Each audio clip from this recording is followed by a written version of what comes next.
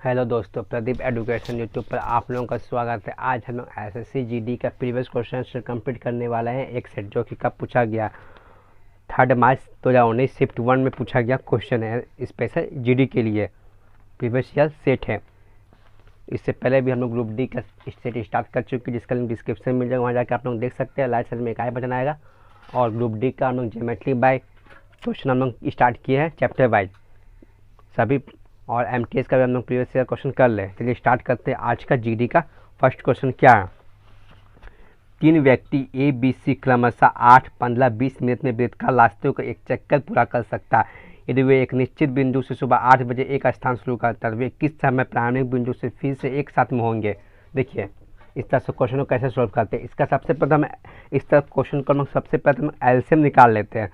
8, 15 और 20 का एलसीएम निकाल लेते हैं। उसके बाद हम लोग कुछ करते हैं। इसका एलसीएम कितना 120 आएगा। 120 यानी कितना, 100 ये मिनट में है तो ये भी मिनट में ही आएगा। 120 मतलब 2 घंटा। तो सुबह 8 बजे तो 8 + 2 10, तो आंसर क्या आएगा हमारा 10 हो जाएगा। हो गया, बस बन गया। 3 व्यक्ति ए बी सी को 8, 10, 20 मिनट में वृत्ताकार रास्ते को चक्कर पूरा करते हैं। इसका एलसीएम निकाल दीजिए और 120 मिनट आया यानी 2 मिनट बढ़ा दीजिए। प्रारंभिक बिंदु फिर से 8 तो 120 मिनट, बस हो गया हमारा क्वेश्चन। नेक्स्ट क्वेश्चन क्या है देखते हैं। अरुण आनंद की आयु का अनुपात 3:1 है। 5 वर्ष बाद अरुण की आयु के 2 गुने से 5 गुना अधिक होती तब अरुण की वर्तमान आयु 2 गुने से अधिक होगा तो हमारा एक्स मानना पड़ जाएगा। अगर ये नहीं बोलता तो हम रेशियो मेथड से ही बना लेते, लेकिन इसको एक्स मानना ही पड़ेगा। अरुण आनंद की आयु का अनुपात, तो अरुण और आनंद की आयु का अनुपात क्या जाएगा, क्या दिया हुआ 3x 1x दिया हुआ। 5 वर्ष बाद अरुण की आयु आनंद की आयु के 2 गुने से 5 वर्ष बाद अरुण की आयु 5 वर्ष बाद अरुण की आयु क्या 3x + 5। 5 वर्ष बाद क्या आनंद की आयु क्या हो जाएगा x + 5, ये हो जाएगा क्वेश्चन के अनुसार। तो क्या बोल रहा प्रश्न में 2 गुने से 5 गुना अधिक होगी आयु आनंद की आयु के 2 गुने से।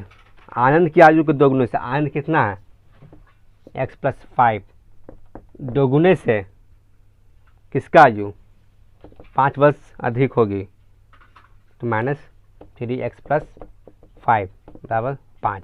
ये क्वेश्चन हमारा कह रहा है, बस इसको सॉल्व कीजिए, हमारा आंसर आ जाएगा। आनंद क्या आयु 2 गुने से 5 वर्ष अधिक होगी तो 5 वर्ष का कम होगा, अधिक होगा मतलब इसका क्या अरुण का आयु 5 वर्ष कम होगा। ये ज़्यादा है तो ये कम होगा, जाहिर सी बात है 5 के बराबर होगा। इसको सॉल्व कीजिए और क्या 3x + 5 -2x + -10 = 5। और क्या करना क्या इसमें 3x - 2x तो x - 5 = 5 कितना हो जाएगा 2x - 5 इधर जाएगा +15, हाँ सही है, ये जाएगा 15 तो x बराबर कितना हमारा 10। 3x - 2x + 5 = 5, 3x + 5 2x + -10 = 5, सही है। 3x - 2x x + -5 + 5 तो x बराबर इधर जाएगा 10, तो क्या x बराबर हमारा 10 आ जाएगा। क्या बोल रहा है उसके बाद अरुण की वर्तमान आयु क्या है। अरुण की तो अरुण में कितना मान थे 3x, 5 वर्ष बाद ना 3x तो 10 × 3 यानी कितना 30 साल हमारा आंसर आ जाएगा। जो 5 साल बोलता 3x + 5 कर देते, वर्तमान आयु बोला 3x यानी 30 हमारा आंसर आ जाएगा। नेक्स्ट क्वेश्चन के लिए बढ़ते हम लोग। क्या देखिए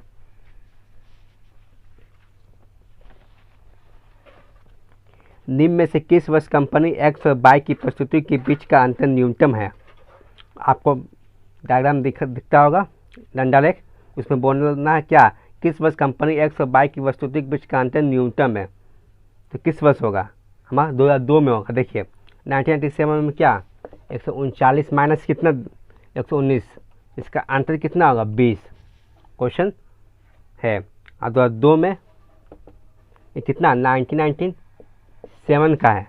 अब प्रश्न उसके बाद क्या 2000 का कितना होगा, इसका अंतर 50 होगा 2000 में, और 2002 में अंतर 11 होगा। तो यही सबसे कम है, तो आंसर क्या होगा हमारा 11 हो जाएगा।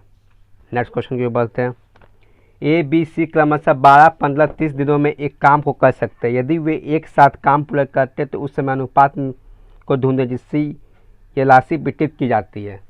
ये तो और ही आसान है, बस इसका क्षमता निकाल दीजिए। 12, 15 और 30 इसको उलट दीजिए।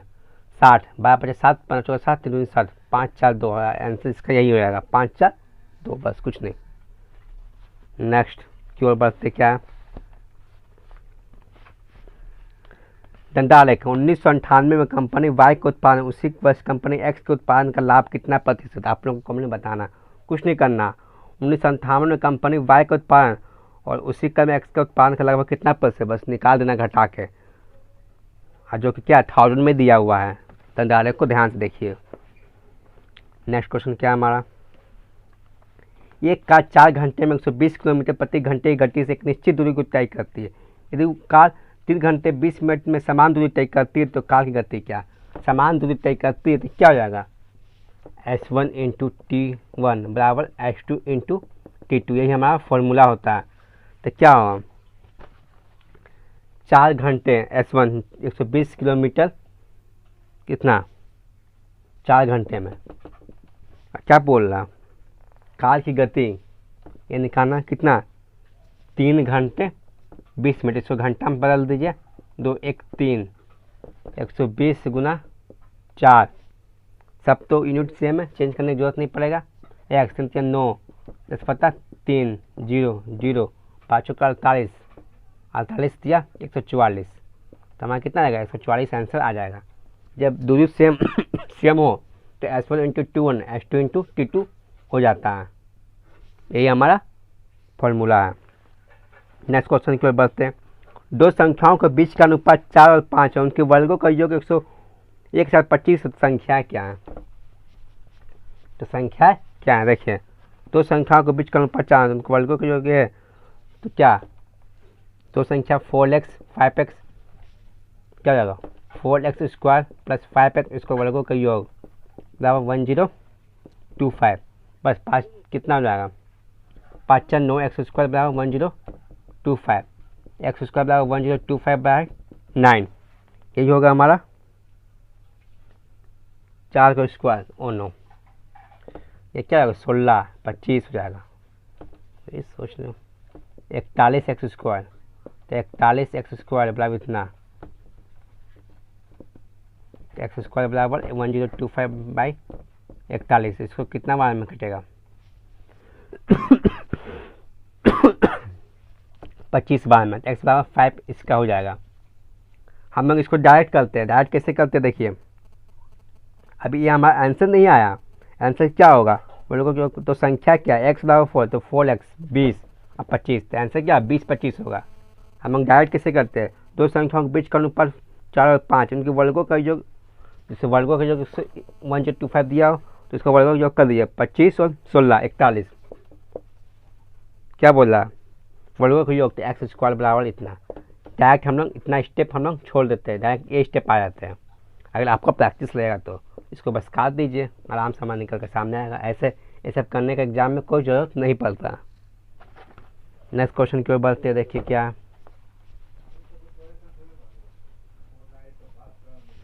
देखिए क्या है, वाराणसी की जनसंख्या कितना है, वाराणसी की जनसंख्या 2,25,000 है। यदि वार्षिक जन्म दर मृत्यु दर 9% और 7% 2 वर्ष बाद सही जनसंख्या कितना हो जाएगा, 2,25,000 है, जन्म दर मृत्यु दर 9 और 7% है, 2 वर्ष बाद जनसंख्या की गणना क्या, क्या देखिए इसमें एक चीज़ है 9% और क्या जन्म तो मृत्यु 9% और कितना दिया हो 7%, इसको घटाना पड़ेगा। क्यों? तब ना एक्चुअली परसेंटेज निकल के सामने आ जाएगा कि एक जन्म है एक मृत्यु दल है, घटाएंगे तब ना एक्चुअली परसेंटेज निकल के आएगा। इसलिए इसमें ध्यान देने बात यही है 9 में से 2%। बस और क्या कीजिए, कुछ नहीं करना। यहाँ क्या दिया हुआ 25 2,25,000 2%, 2 गुना 102/100 102/100 1 2 1 2 1 1। बस इसको गुना कर दीजिए, जो गुना करने पर हमारा आंसर आएगा वही हमारा आंसर हो जाएगा।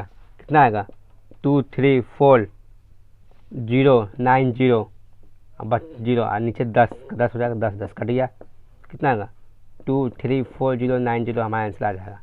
इसमें ध्यान देने बाद क्या है कि 9% जन्म और मृत्यु दर तो माइनस करेंगे तब ना एक्चुअली दर निकल कर सामने आएगा। बस यही करना, बाकी सब क्या जो दिया हुआ उससे 102% बढ़ रहा, तो कुल मिला 102% कितने के लिए 2 वर्ष के बाद, तो 2 वर्ष हो गया। बस और कुछ नहीं किए। सिंप्लीफिकेशन देखिए है, क्वेश्चन क्या है सिंप्लीफिकेशन।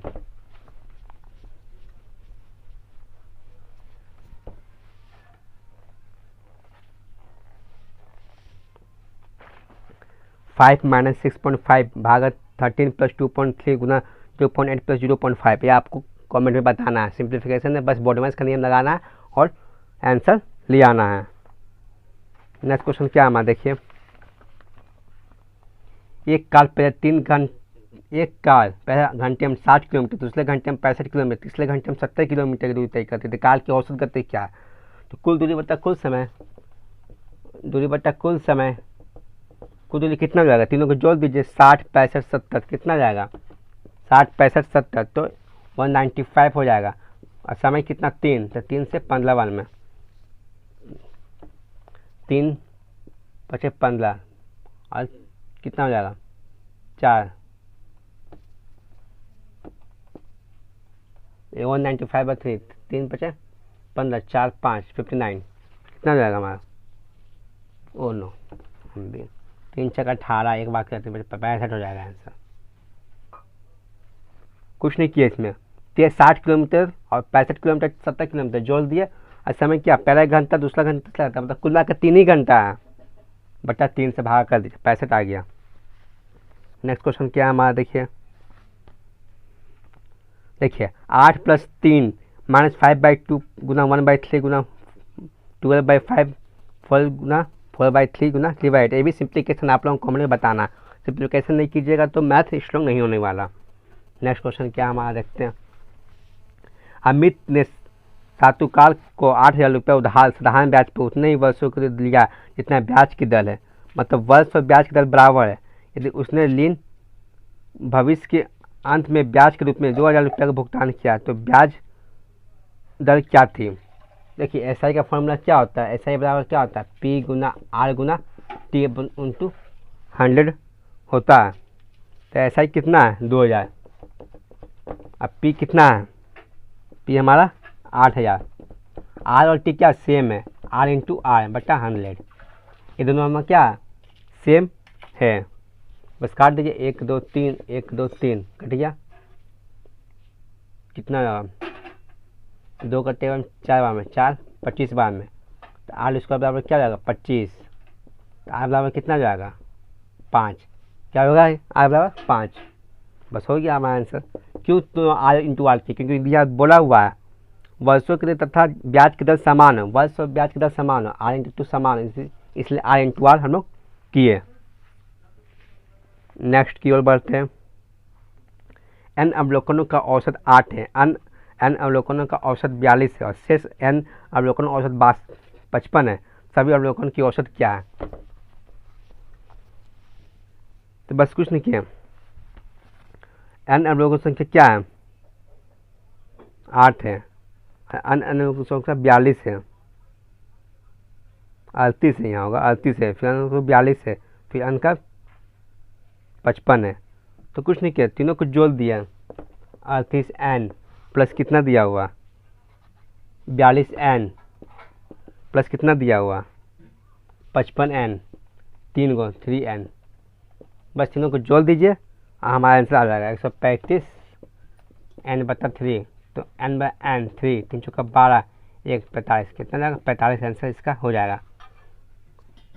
क्या किया, n अवलोकन का औसत 8 है तो कुल संख्या 38 है, तो कुल 38 n, और n अवलोकन का औसत 42 है तो योग 42 n, और शेष n अवलोकन का औसत 55 है तो 55 n, और कुल में कितना 3 n है, 3 n, बस हो गया हमारा आंसर हो गया कितना 45 हमारा आंसर होगा। नेक्स्ट क्वेश्चन की ओर बढ़ते, क्या हमारा क्वेश्चन देखिए।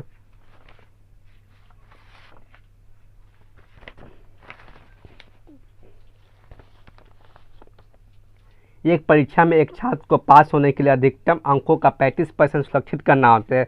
एक छात्र ने 70 अंक प्राप्त किए, 70 अंक से फेल हो गया, तो अधिकतम अंक बताइए। 70 अंक प्राप्त किया, 70 अंक से फेल हो गया, मतलब क्या 140 अंक, कितना है 135 में, बस काट दीजिए, ये तो करना है। 7 × 5 = 35, 7 2 5 4 गुना 100, 400, हमारा आंसर आएगा 400, बस कुछ नहीं किए। एक परीक्षा में एक छात्र के पास होने का अधिकतम 35% सुरक्षित होना है। एक छात्र ने 70 अंक प्राप्त किए, 70 अंक से फेल हो गया, प्राप्त किया फेल हो गया, मतलब जोड़ दिए, अब 35% गुना 100 से, बस हमारा आंसर क्या है अधिकतम 400। अधिकतम कितना होता है 100 का होता है, इसलिए 100 से गुना कर दिए।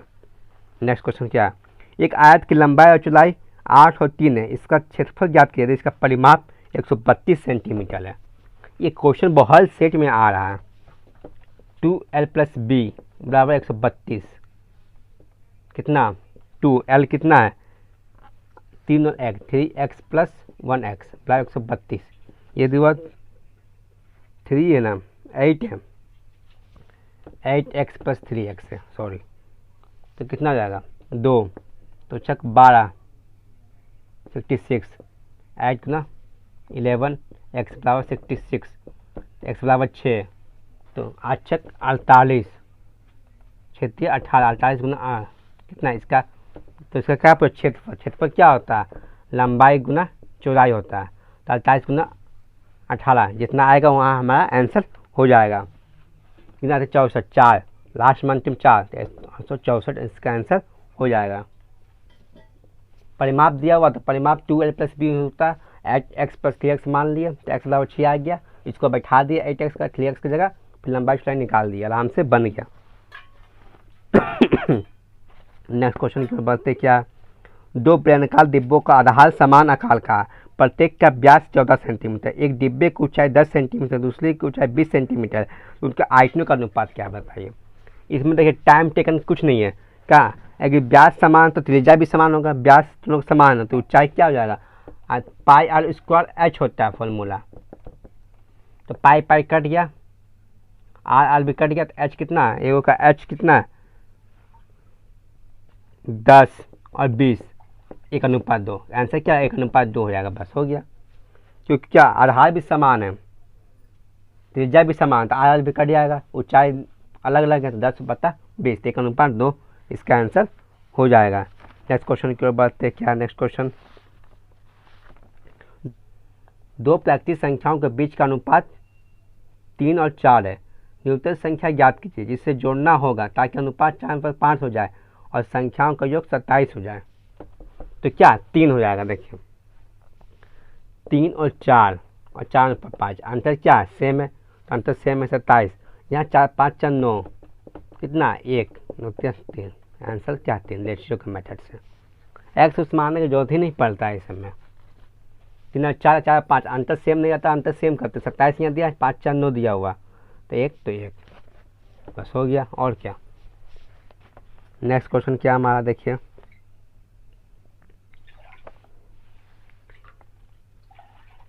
एक दुकानदार एक वस्तु को विक्रय मूल्य में 39 रुपये कमी कर देता, 10% का लाभ 3% की हानि में बदल जाता है, वस्तु का वास्तविक मूल्य मतलब क्या, क्रय मूल्य बताइए।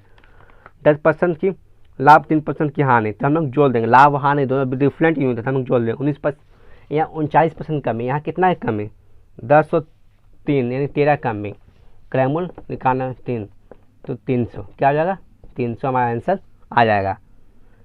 क्वेश्चन के अनुसार 39 कमी, हमारा अनुसार कितना 13 की कमी, अब क्रय मूल्य निकालना 100 से गुना कर दिए, बस हो गया हमारा।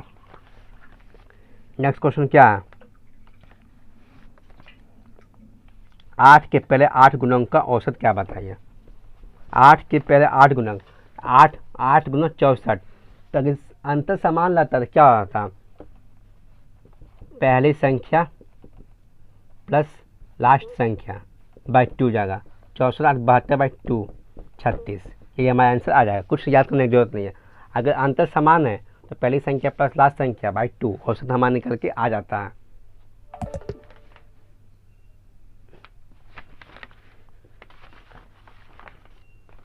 नेक्स्ट क्वेश्चन क्या है देखिए,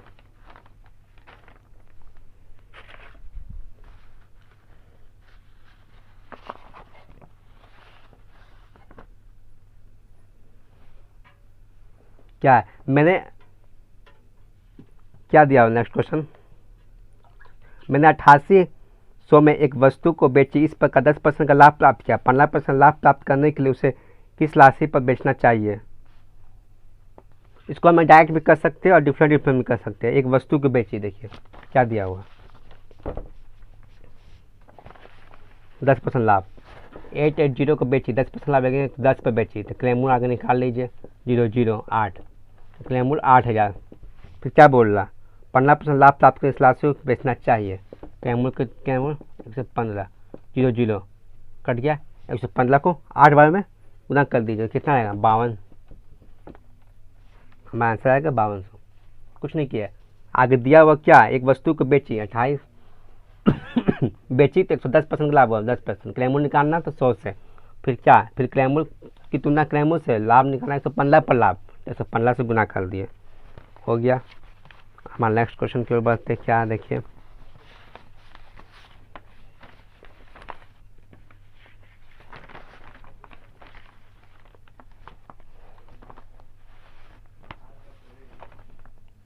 क्या है, एक वृत्त की परिधि और व्यास के बीच का अंतर 60 है, तो क्या त्रिज्या बताइए।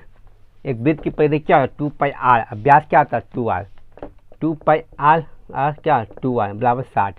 इसको सॉल्व कीजिए, हमारा आंसर आएगा, 2r को कॉमन लीजिए तो पाई माइनस 1 बराबर 60, 2 2 30, ये हो गया। बस इसको सॉल्व हमारा करना होगा तब जाके हमारा आंसर आएगा। r बराबर कितना जाएगा 30, पाई बाई 1, r बराबर 30, 22 होता 7 माइनस 1 क्या 30, 7 का 7 22, 22 माइनस 7 30, 22 कितना जाएगा, 22 से 7 जाएगा, कितना कितना दिया 15 बता 7, 7 यहाँ जाएगा, 15 दूनी 7 दूनी 14, बस हो गया। हमारा क्या मेन यही है 2πr माइनस आर, इसके बाद सॉल्व कर दिए, हमारा आंसर निकल के आ गया।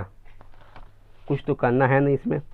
नेक्स्ट क्वेश्चन क्या है, 8 संख्याओं के समूह का मान 63 है, यदि संख्याओं में से एक को हटा दिया जाता है तो शेष संख्याओं का मान 58 ला जाता है, हटाई गई संख्या का मान क्या कीजिए, गुना कर दीजिए, इसमें और कुछ नहीं करना है। क्या करना है इसमें, गुना कर देना है। देखिए क्या करना है, 8 संख्याओं के समूह का मान 63 है, तो योगफल कितना 63 × 8 योगफल, उसके बाद क्या है हटा दिया तो शेष संख्याओं का मान 58 हो जाती है, तो 58 गुना एक संख्या था 7, इसको गुना कीजिए हो जाएगा क्या 63 गुना 8 406, 58 गुना 7 7 थे 56 का 6 5 बाकी रहा 7 से 35 41 416 406 504 होना चाहिए मेरे ख्याल से। क्या दिया हुआ शेष संख्याओं का मान 63 गुना 8 8 504 होना चाहिए, 8 24 का 4 2 बाकी ला 8 करता है 49 50, हाँ 8 56 का 6 5 बाकी ला 35 41 58 406 7 8 56 का 6 5 बाकी 35 4, हाँ सही है 504 और सही है। इसको माइनस कर दीजिए तो हमारा आंसर निकल के आ जाएगा 24 504 407, तो कितना आंसर हमारा आ जाएगा, जितना आएगा कितना जो हमसे आएगा 8 और कितना 48 हमारा आंसर। 98 98 आएगा। सबको गुना कर दिया, कुछ नहीं किया, जल्दी जल्दी में गुना में थोड़ा गलती हो जाता है।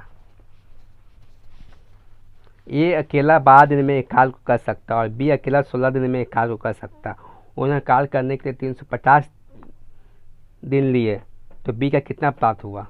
350 रुपया। तो क्या जो रुपया होता है वो टोटल वर्क के अनुसार होता है। देखिए 12 दिन ए और बी 16 दिन, हो गया 4 और 3 बाचों का 48, ये तो 48 हो गया। क्या दिया? 350 रुपया। बी यहाँ बी कितना लिया? वो कार्य करने के 350, मतलब कुल मिला के 350, 4 3 7, कुल मिला के 7। बी का हिस्सा 3, 7 5 35, 50 दिया 150, तो कितना होगा? बी का 150 रुपया प्राप्त हुआ। जितना भी पैसा मिलेगा ये क्षमता के अनुसार पैसा मिलता है। 350 रुपया दोनों मिला के 4 3 7, तो 7 से गुना निकालना बी, तो गुना 3 से, तो 150। तो एक सेट हम लोग का कंप्लीट हो गया। आप लोगों को जो कैलकुलेशन दिए थे वो कमेंट में ज़रूर बताना।